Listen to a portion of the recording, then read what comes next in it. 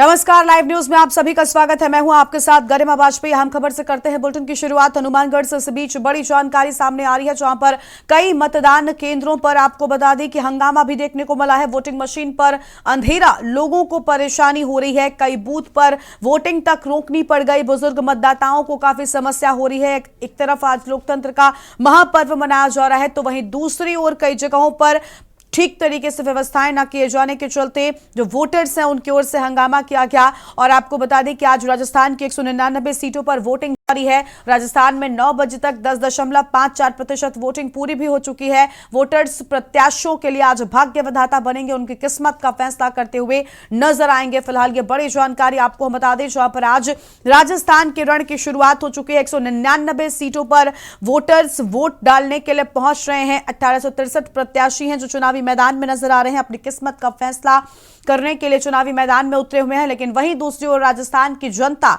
इन प्रत्याशियों के लिए भाग्य विधाता है। इन प्रत्याशियों की किस्मत का फैसला करेगी और साथ ही ये तय करेगी कि किसे वो जीत दिलाना चाहती है और किसे यहां पर वो हार का सामना करवाएगी। इस बार राजस्थान के चुनाव की बात करें तो कई सारे मुद्दे थे जो राजस्थान के चुनाव में सामने आए थे, चाहे वो मुद्दा भ्रष्टाचार का रहा हो, बेरोजगारी का रहा हो, या फिर लाल डायरी की बात रही हो, जिसका जिक्र प्रधानमंत्री ने अलग अलग प्लेटफॉर्म से कई बार किया था। अब बड़ी बात यह है कि देखिए, ये सारे मुद्दे आम जनता के मन में कितना रहते हैं, कितना विश्वास आम जनता इन मुद्दों पर करती है और किस दल पर विश्वास करती है, यह बहुत अहम होगा। फिलहाल सुबह 7 बजे वोटिंग शुरू हो गई थी और 7 बजे से लेकर शाम 6 बजे तक मतदान होना है, जिस सब को लेकर बेहद उत्साहित आम जनता नजर आ रही है। राजस्थान के रण में आज वोटर्स पहुंच रहे हैं। सुबह 7 बजे से 9 बजे तक मतदान प्रतिशत की अगर बात करें तो 10.54% मतदान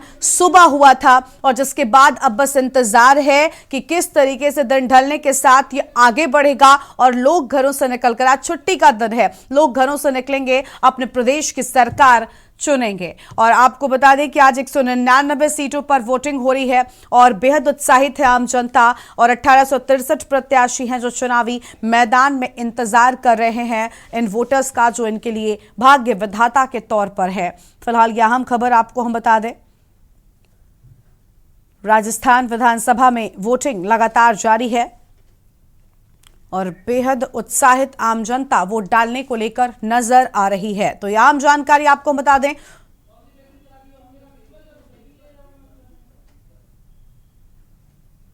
फिलहाल ये बड़ी खबर आपको हम बता रहे हैं, जहां पर साफ तौर पर आपको बता दें कि देखिए, तस्वीरें भी आप देख सकते हैं कि किस तरीके से यहां पर भारी भीड़ नजर आ रही है। राजस्थान विधानसभा चुनाव को लेकर तैयारियां पूरी हो चुकी हैं और बेहद उत्साहित आम जनता दिखाई दे रही है। राजस्थान विधानसभा चुनाव के लिए बेहद उत्साह में जनता नजर आ रही है। तस्वीरें आप देखिए, जहां पर मतदान केंद्रों पर लोगों की भारी भीड़ नजर आ रही है। सुबह 9 बजे तक 10.54% मतदान हो चुका है। और इसके साथ ही आपको बता दें कि आप देख सकते हैं लगातार हर वर्ग के जो मतदाता हैं वो पहुंच रहे हैं वोट डालने के लिए। 199 सीटों पर इस बार 1863 प्रत्याशियों की किस्मत का फैसला यहां पर किया जाएगा। और अब बस इंतजार है कि किस तरीके से मतदान प्रतिशत बढ़ता है, लोगों की जो भीड़ है वो बढ़ती है। ये बहुत खास होगा, देखना होगा कि कितना कुछ इस बार जनता चाहती है, क्या बदलाव जनता चाहती है, कि कांग्रेस के किए गए कामों से खुश नजर आती है या बीजेपी ने जो चीजें यहां पर की है, जो वादे यहां पर किए हैं, उनसे खुश नजर आती है। फिलहाल ये आम खबर आपको हम बता रहे हैं और आपको बता दें कि अब इंतजार है कि उस तरीके से जनता जो है वो आज यहां पर पहुंच रही है। और फिलहाल आपको ये भी बता दें कि देखिए, राजस्थान में इस बार चुनावी मुद्दे बहुत खास थे। हम अलग अलग जब अपने संवाददाताओं से जुड़ते हैं उस दौरान भी देखते हैं कि क्या कुछ खास निकलकर सामने आता है, और उस सब को लेकर अब बस इंतजार है और देखना होगा।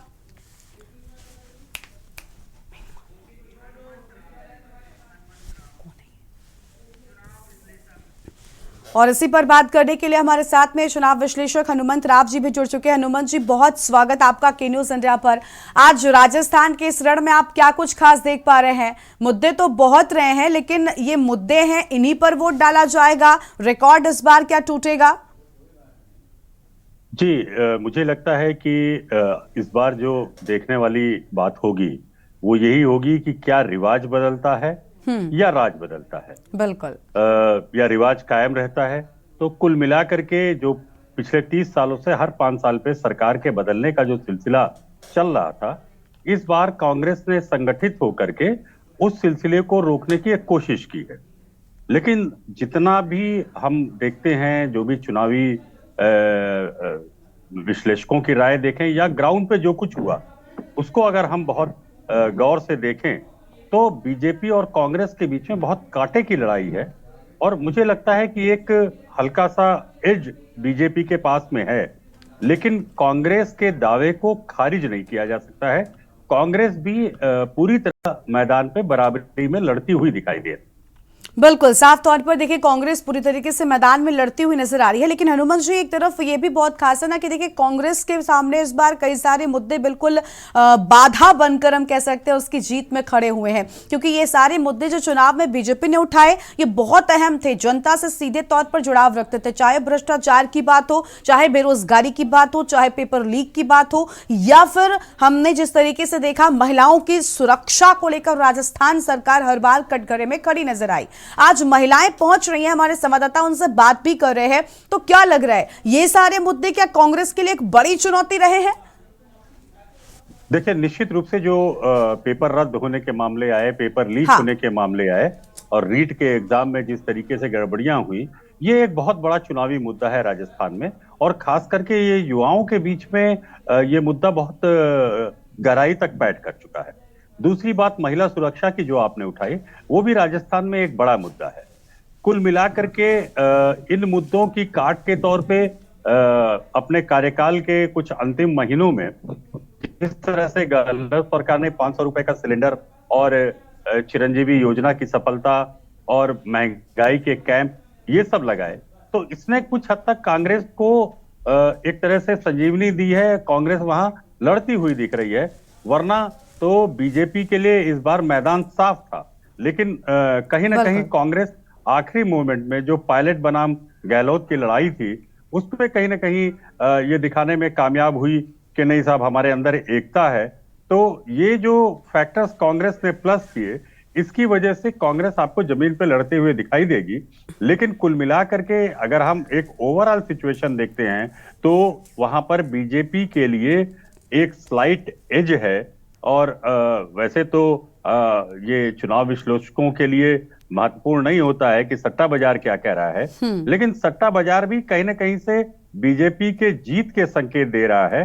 अब ये देखना बहुत दिलचस्प होगा कि जो आज एक बड़ा वोटर टर्नआउट हो रहा है, वो क्या अशोक गहलोत की जो योजनाएं लागू हुई हैं उन पर वोट करता है, या वो बीजेपी के रूप में एक नया विकल्प देखता है। बिल्कुल, देखिए यानी आप अपनी उसी बात पर आ गए हनुमान जी। आपने जवाब में यही कहा था कि भाई रिवाज बदलता है या कायम रहता है, यानी रिवाज कायम रहेगा, आपको लग रहा है कि भाई सत्ता पलटेगी। लेकिन एक तरफ ये भी रहा है कि देखिए राजस्थान में ये जो मुद्दे थे, ये जनता से जुड़े मुद्दों को लेकर हमने बात की।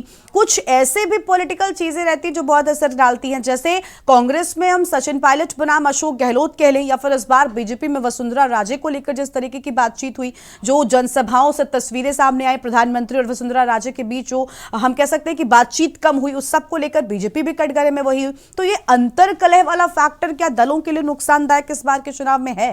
क्या अशोक गहलोत बनाम सचिन पायलट जो है वो नुकसान पहुंचाएगा कांग्रेस को, या इस बार सब न्यूट्रल और नॉर्मल हो चुका है? देखिए, जो कांग्रेस ने लास्ट मोमेंट पे पैचअप करने की कोशिश की, तो उससे कुछ हद तक डैमेज कंट्रोल हुआ है। लेकिन आप अगर जाकर के देखें तो जिन क्षेत्रों में पायलट का प्रभाव है, वहां लोग अशोक गहलोत के लिए बहुत पॉजिटिव नहीं है। जहां पे अशोक गहलोत का प्रभाव है, वहां लोग पायलट के लिए पॉजिटिव नहीं है। तो ऐसा नहीं है कि आप लास्ट मोमेंट पे कुछ तस्वीरें दिखा करके आप ये साबित कर दें कि आप एक हैं। ये जनता बहुत अच्छी तरीके से जानती है कि अगर आप 5 साल में 4.5 साल आप लड़ते रहे, एक दूसरे के खिलाफ आप दांव पेच चलते रहे, तो आखिरी 6 महीनों की एकता ये कोई बहुत बड़ा संदेश नहीं देती है, पहली बात। अब अगर हम आ जाए बीजेपी की तरफ, तो बीजेपी में भी जिस तरीके से तमाम सारे धड़े बन गए, चाहे वो गजेंद्र सिंह शेखावत का धड़ा हो, या वसुंधरा राजे का खेमा हो, या अन्य जो तमाम सारे बड़े नेता हैं उनका खेमा हो, तो वहां पर भी एकता की कमी दिखी। और जो बीजेपी की पहली सूची आई थी, उसमें जिस तरीके से वसुंधरा राजे के जो समर्थक हैं, उनका जो टिकट काटा गया या उनको टिकट नहीं दिया बीजेपी हाईकमान ने, उससे भी पहला ही संदेश गलत चला गया और इसको काफी हद तक बीजेपी ने डैमेज कंट्रोल किया, जो उन्होंने दूसरी और अन्य सब्सिक्वेंट स्विचेस में वसुंधरा के लोगों को एकोमोडेट किया। तो देखिए, ये जो नुकसान और नफा है, ये आप एक तरह से देखेंगे कि दोनों दलों को हुआ है और दोनों दल इस दिक्कत से दो चार हुए हैं। तो कहने का तात्पर्य कुल यही है कि अगर इसको दोनों दलों के लिए एक बराबर का नुकसान मान करके चलें, तो जो जिसका कोर वोटर है वो किसको वोट करता है और क्या 5 साल की एंटी इनकम्बेंसी वास्तव में है या नहीं है, या राजस्थान में देखिए कांग्रेस तो दावा करती है कि कोई एंटी इनकम्बेंसी नहीं, लेकिन अगर आप क्षेत्रों में जाएं तो बहुत से किसानों की शिकायतें हैं, बहुत से युवाओं की शिकायतें हैं। किसान कह रहे हैं कि साहब हमें पानी पर्याप्त नहीं मिला, हमारे क्षेत्र में कई क्षेत्रों में विकास नहीं हुआ।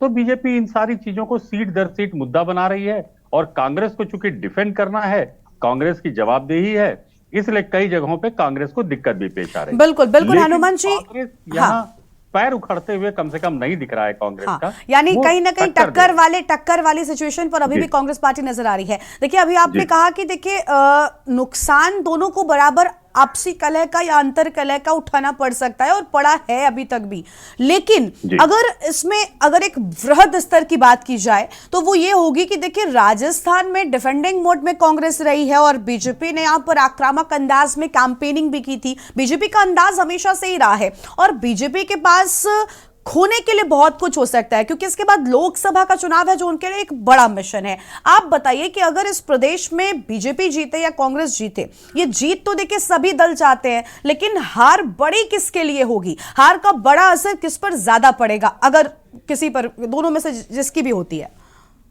देखिए, जहां तक हार पे बड़ा असर का सवाल है गरिमा, तो मुझे लगता है कि कांग्रेस के लिए जो है ये हार ज्यादा नुकसानदायक साबित होगी, क्योंकि जो हमने वोटिंग पैटर्न देखा है, वो चाहे कर्नाटका में हो चाहे वो अन्य राज्यों में हो, कि जब भी विधानसभा के चुनाव हुए हैं तो स्थानीय मुद्दे पर जनता ने जो सरकार बेहतर काम कर रही है उसको या तो चुनने की कोशिश की है, रिपीट करने की कोशिश की है, या सरकार बदल दी है।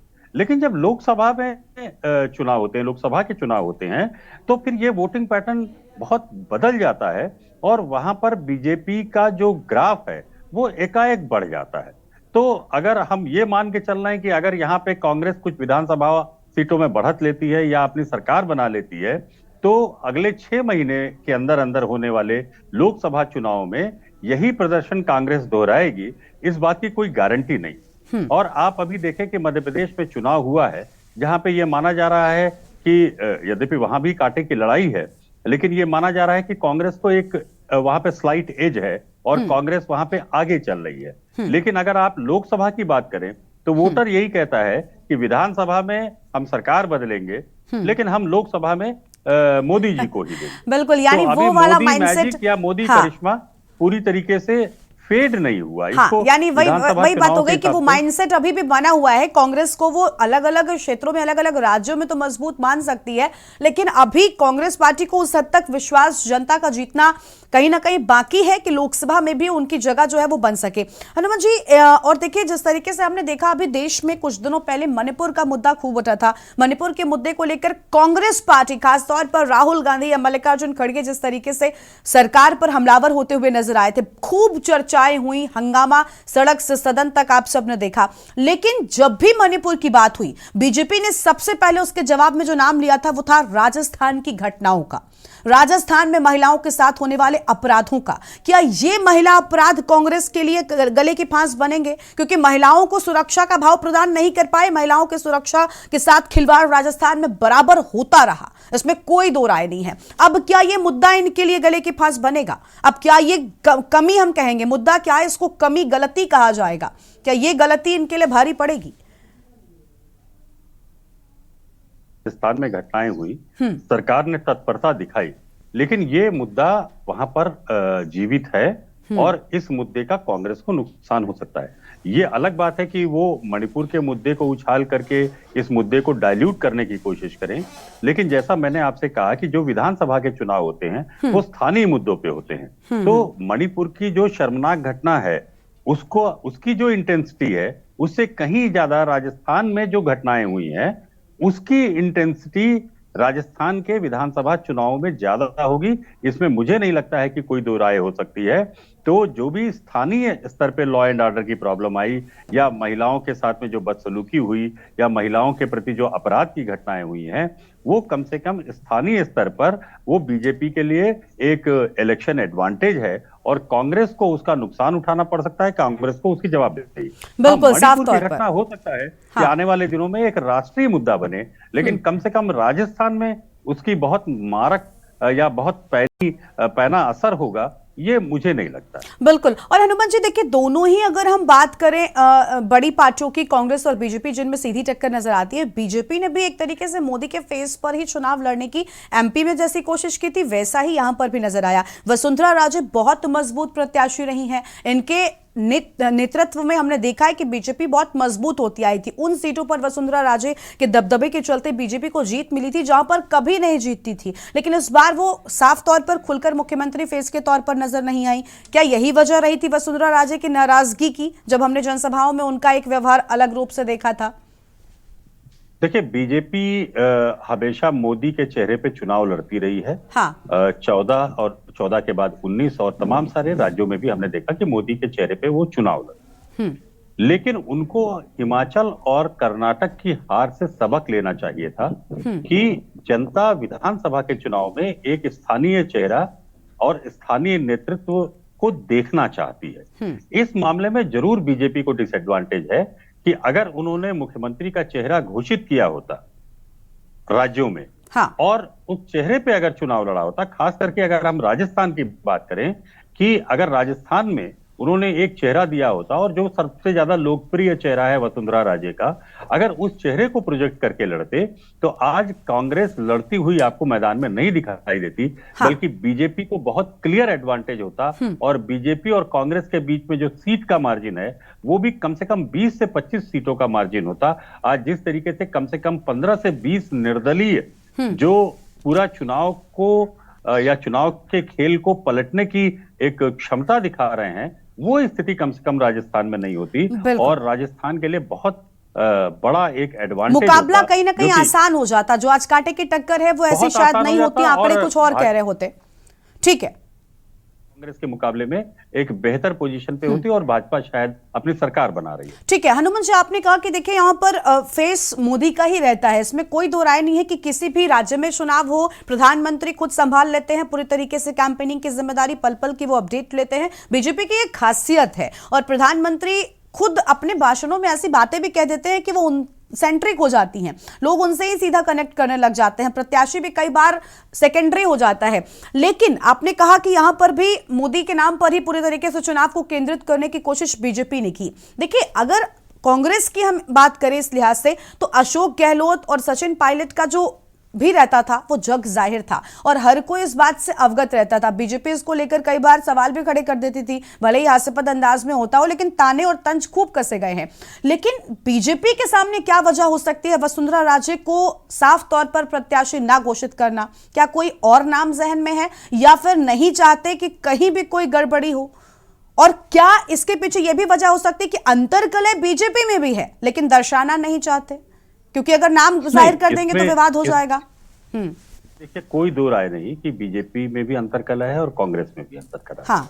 लेकिन राजस्थान में आप देखें तो अगर आप पिछले कुछ सर्वे भी उठा करके देख लें अलग अलग एजेंसियों के, तो उसमें अशोक गहलोत के बाद में जो दूसरा सर्वाधिक बड़ा लोकप्रिय चेहरा रहा है वो वसुंधरा राजे का ही रहा है। देखिए, मोदी का चेहरा लोकप्रिय है, इसमें कोई दो राय नहीं, लेकिन मोदी का चेहरा ज्यादा चलता है, वो सिक्का ज्यादा चलता है लोकसभा चुनाव के लिए। जनता ये भी जानना चाहती है कि राजस्थान में हमारा मुखिया कौन होगा। तो ये एक तरह से केक के ऊपर जो आइसिंग होती है, जो क्रीम होती है, वो अगर आप प्रदेश में भी एक चेहरा देते हैं तो वो एक तरह से मोदी जी का जो केक रूपी चेहरा है उस पे एक बहुत बेहतरीन आइसिंग हो जाती है और ये एक प्लस हो जाता है, ये माइनस नहीं होता है, ये प्लस होके बढ़ता है आगे।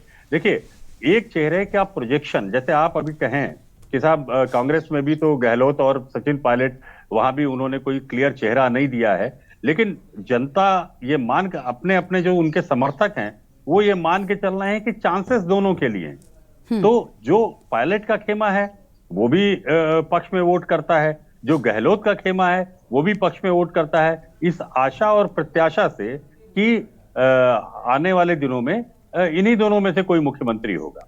लेकिन अगर इससे इतर आप बीजेपी के पास जाते हैं तो जिन 5-6 सांसदों को 7 सांसदों को टिकट दिए गए उनमें कई ऐसे थे जो पोटेंशियल चीफ मिनिस्टर के कैंडिडेट थे।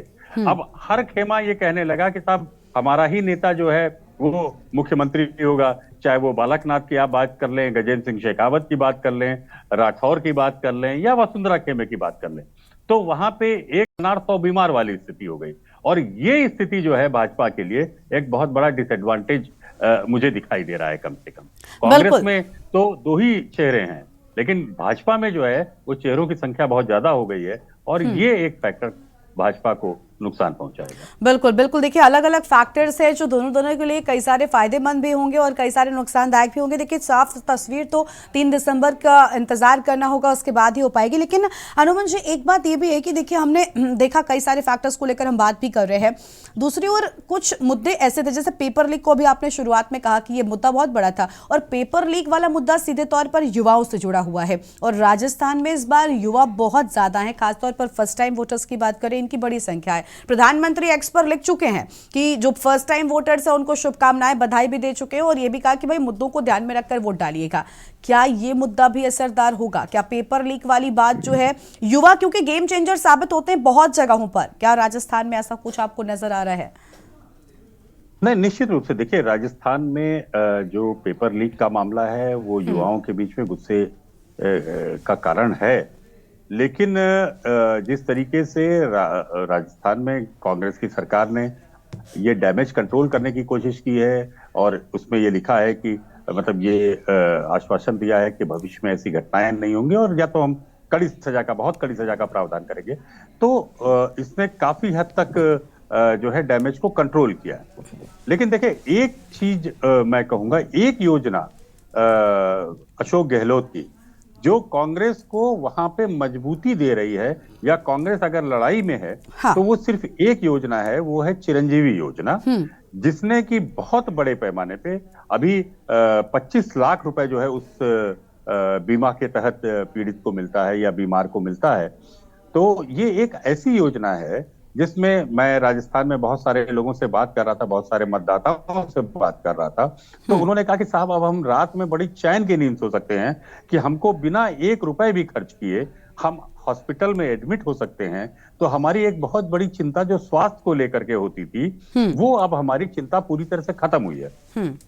दूसरा, कांग्रेस ने इसकी तमाम सारी सक्सेस स्टोरीज भी जो है वो फ्लोट की हैं, या ये एक जिसको कहते हैं कि जो एक मुंह से प्रचार लोग करते हैं किसी योजना के लाभ का, तो उसका भी बड़ा लाभ जो है वो मिला है। अगर एक बीमार व्यक्ति ठीक हुआ है तो उसने कम से कम 50 लोगों को प्रेरित किया है और 50 लोगों को इस योजना के बारे में बताया। इसी का लाभ और इसको विस्तार देने और इसको और आकर्षण बनाने के लिए कांग्रेस ने इस बार अपने मैनिफेस्टो में इसको 25 लाख से बढ़ा करके 50 लाख कर दिया। आप ये सोचिए कि एक 50 लाख का बीमा अगर किसी को मिलता है और उसको कोई प्रीमियम नहीं देनी पड़ती है तो ये कितनी बड़ी राहत है। और इसकी कोई काट जो है वो बीजेपी नहीं ढूंढ पाई है। बिल्कुल बिल्कुल, और देखिए ये सीधे तौर पर जनता से भी जुड़ा हुआ मुद्दा है, सीधे तौर पर जनता के लाभ की बात है, जनता के हित की बात है, जो बहुत ज्यादा फायदा जनता को तो पहुंचा रही है, लेकिन अब यही जनता कितना फायदा कांग्रेस पार्टी को इससे देती है, इस प्रभावित होकर इससे वो देखना होगा। हनुमान जी एक और सवाल है कि देखिए इस बार जब चुनाव प्रचार हो रहा था, अलग अलग राज्यों में प्रधानमंत्री जा भी रहे थे, कांग्रेस की बात होती थी तो मंचों पर खुद प्रधानमंत्री ने कई बार लाल डायरी का जिक्र किया है। ये लाल डायरी ऐसा लग रहा था कि जैसे कांग्रेस के काले कारनामों की डायरी है, सारे काले कारनामे, सारे कांग्रेस के कांड इस लाल डायरी में ऐसा लग रहा था स्थापित कर दिए गए हैं। तो ये लाल डायरी क्या मतलब ये वाला जो बात चल रही थी, ये जो सरकाज़म के स्तर पर हम कह लें बात हो रही थी, ये कितनी मतलब इसको आप किस तरीके से देख रहे हैं? आज के दिन में क्या लग रहा है, इसका कितना असर होगा? गरिमा जी, आपको याद होगा कि नरसिम्हा राव साहब के टाइम में एक जैन हवाला डायरी आई थी जिसमें देश के तमाम बड़े नेताओं के नाम थे और उसमें कई सारी चीजें सेलेक्टिवली लीक की गई, तमाम सारे राजनीतिक उथल उथल हुए और कालांतर में वो सारी चीजें जो हैं वो फुस साबित हुई, फिजल आउट कर। तो मुझे लगता है कि ये जो लाल डायरी, आपने देखा होगा कि प्रधानमंत्री ने भी इसका जिक्र किया और इस पर मल्लिकार्जुन खड़गे ने भी जवाब दिया, लेकिन ये लाल डायरी चुनाव का मुद्दा नहीं बन पाया। इसकी बड़ी वजह मुझे ऐसा लगता है कि उसमें ये केवल एक चुनावी स्टंट था और चुनावी स्टंट से कुछ ज्यादा मुझे इसमें गहराई नहीं नजर आती है, क्योंकि अगर इसमें कुछ गहराई होती तो निश्चित रूप से भाजपा इसको अपने ब्रह्मास्त्र की तरह इस्तेमाल करती। बिल्कुल। तो मुझे लगता है कि ये मुद्दा और हनुमान जी, भाजपा देखिए इसमें बहुत माहिर है, कोई भी चीज वो हाथ से जाने नहीं देती है। यानी कहीं ना कहीं लाल डायरी वाला एक जुमला हम कह सकते हैं फेंका गया था, जो काम ठीक तीर निशाने पर लगा नहीं बीजेपी की ओर से। बिल्कुल सही कह रहे हैं आप गरिमा, कि ये एक पॉलिटिकल स्टंट या एक जिसको कहें कि मैनोवर से जो है कुछ ज्यादा नहीं था। अगर इसमें कुछ भी तथ्य होता तो निश्चित रूप से भाजपा उसको भुनाने में कोई कसर नहीं छोड़ती। बिल्कुल, भाजपा के लिए आपने कहा कि देखिए यहाँ पर बहुत नुकसान होगा, कांग्रेस के लिए भी बहुत नुकसान होगा अगर जनता के विश्वास जो है वो नहीं आते हैं। और देखिए जनता से जब हमारे संवाददाता आज बात कर रहे हैं, बूथों पर पहुंच रहे हैं, तो जनता कह रही कि भाई हम चाहते हैं कि महिला सुरक्षा खूब हो। महिला सुरक्षा पर हमने आपसे बात भी की कि महिला सुरक्षा का बड़ा मुद्दा राजस्थान में रहा था, किसानों की बहुत सारी बातें थी, लेकिन सबसे ज्यादा एक तरफ ये भी हम आपसे सीधा सवाल अगर करें तो कांग्रेस के किए गए कामों पर ज्यादा विश्वास जनता इस बार करेगी। आपको क्या लग रहा है एक चुनाव विश्लेषक होने के नाते, या बीजेपी के वादों पर? क्योंकि चुनाव इस बार एमपी में भी वादों पर ही लड़ा गया और राजस्थान में भी वादों पर ही सब कुछ निर्भर करता है। बीजेपी ने खूब वादे कर डाले हैं, अब ये वादों पर विश्वास होगा या कामों पर विश्वास करके जनता वोट डालेगी? आपको क्या लग रहा है? देखिए, बीजेपी के सामने दोहरी समस्या है। जैसे बीजेपी ने एक वादा किया कि साहब हम अगर सरकार में आएंगे तो 400 या 450 में गैस का सिलेंडर देंगे, तो जो उसकी काउंटर होती वो तुरंत आ जाता है कि अगर साहब केंद्र में 900 या 1100 का सिलेंडर मिल रहा है तो राजस्थान में कैसे मिल रहा है, या फिर उत्तर प्रदेश के लोगों ने क्या गुनाह किया है जो उनको 900 या 1100 का सिलेंडर खरीदना पड़ रहा है। तो ये जो एक तुरंत उसका काउंटर आ जाता है, तो कहीं ना कहीं से फिर उस भरोसे का या उस वादे का जो एक डाइल्यूशन है वो तुरंत वही पर हो जाता है। तो इस मामले में कहीं ना कहीं भाजपा के जो वादे हैं या भाजपा ने जो बातें जनता के बीच में कही हैं, उसके मुकाबले में कांग्रेस ने जो कुछ कहा है उस पे जनता का विश्वास ज्यादा है। और जनता ये मान के चल रही है कि राज्य में कांग्रेस अगर ऐसा कर रही है तो उस पर विश्वास किया जा सकता है। ये अधिसंख्य जनता का मैंने भी जो लोगों से बातचीत की उसमें जैसे गहलोत ने कहा कि हम 500 में सिलेंडर देंगे और देना शुरू कर दिया, तो जनता को लगा। आप ये देखिए, मध्य प्रदेश में लाडली बहना जो योजना है उसने चुनाव में बहुत असर दिखाया। अगर लाडली बहना योजना समय पर नहीं आती तो मध्य प्रदेश में बीजेपी की स्थिति ज्यादा खराब होती, लेकिन लाडली योजना ने मध्य प्रदेश में बीजेपी को संभाल लिया।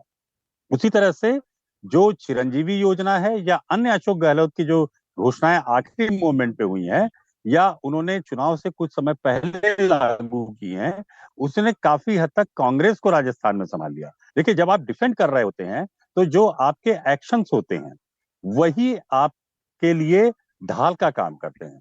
तो राजस्थान में अशोक गहलोत की बहुत सारी योजनाएं और मध्य प्रदेश में एक योजना बड़ी लाडली बहना, इसने कहीं ना कहीं से रूलिंग पार्टी को एक ताकत दी है या उनके इरोजन को कम किया है। बहुत हद तक सही नजर आती हैं हनुमान जी, और ऐसा फैक्टर दिखाई भी दे रहा है, धरातल पर भी ऐसी चीजें दिखाई दे रही हैं। बहुत शुक्रिया आपका हनुमान जी हमारे साथ जुड़ने के लिए और अहम जानकारी हमारे दर्शकों के साथ में साझा करने के लिए। तो देखिए, राजस्थान के रण की शुरुआत हो चुकी है। कांग्रेस और बीजेपी के बीच में सीधी टक्कर आज देखने को मिल रही है, कड़ा मुकाबला है और राजस्थान का रण कौन फतेह करता है ये 3 दिसंबर को नतीजों के साथ साफ हो जाएगा। फिलहाल वोटर्स प्रत्याशियों के लिए आज भाग्य विधाता बनकर मतदान केंद्रों पर पहुंच रहे हैं, वोट डालने को लेकर उत्साहित नजर आ रहे हैं। तो राजस्थान के रण में फिलहाल एक छोटे से ब्रेक के लिए रुक रहे हैं, जल्द लौटेंगे।